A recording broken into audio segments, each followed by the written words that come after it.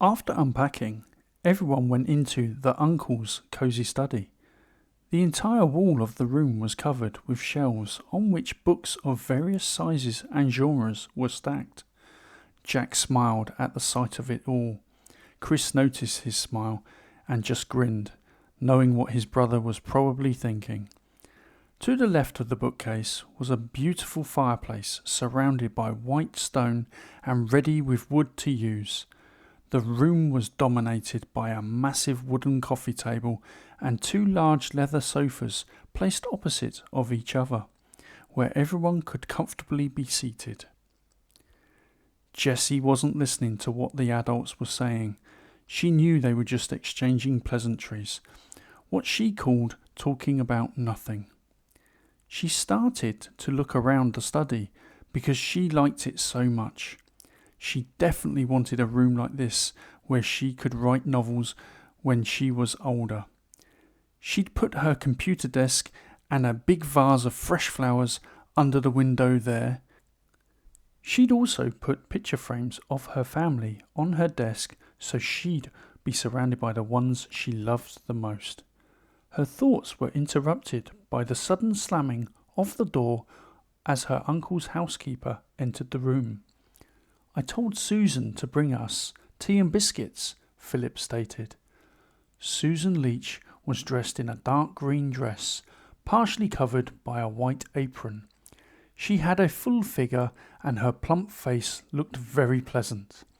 She deftly served tea and biscuits to the guests, bowed demurely, and left.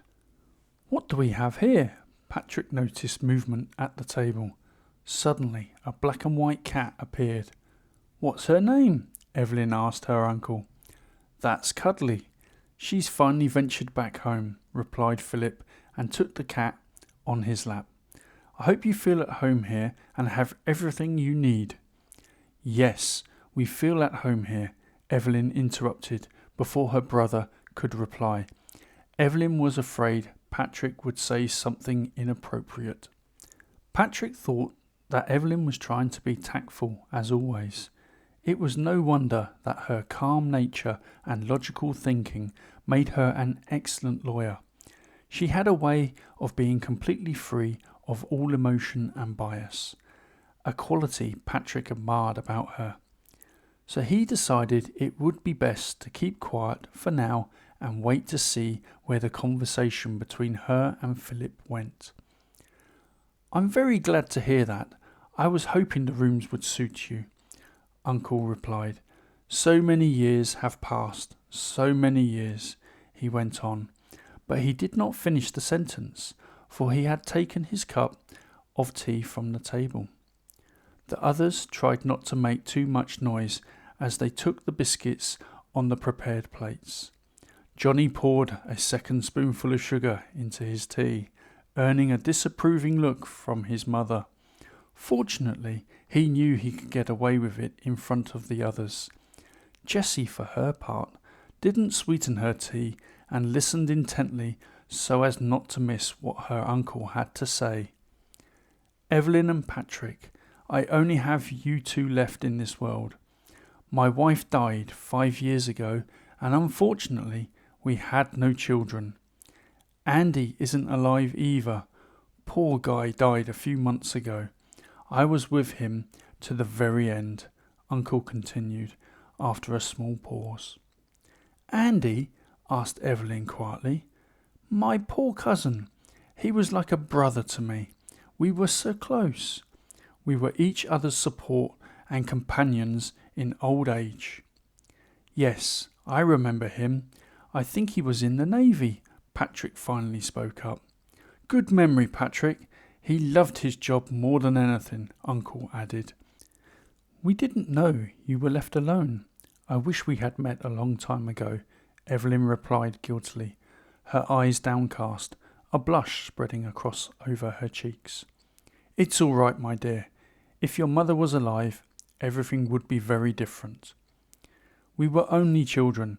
It makes sense that we didn't understand the relationships of you adults," Patrick began carefully. He wasn't sure how honestly he could speak to his uncle. After all, He had to be in his 70s by now.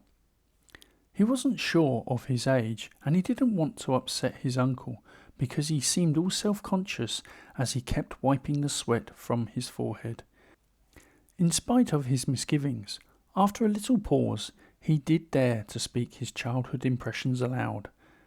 "I have a feeling our father didn't like you very much." "Your feeling is quite correct. What do you actually know about your mother's accident?" Uncle asked. Patrick started to speak again. "I remember our mother went to a class reunion.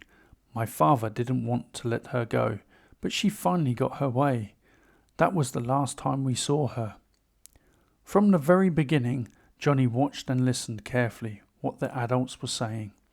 Everyone in the room stared at Philip, waiting to see what he would say to his father, who was all tense and anxious himself.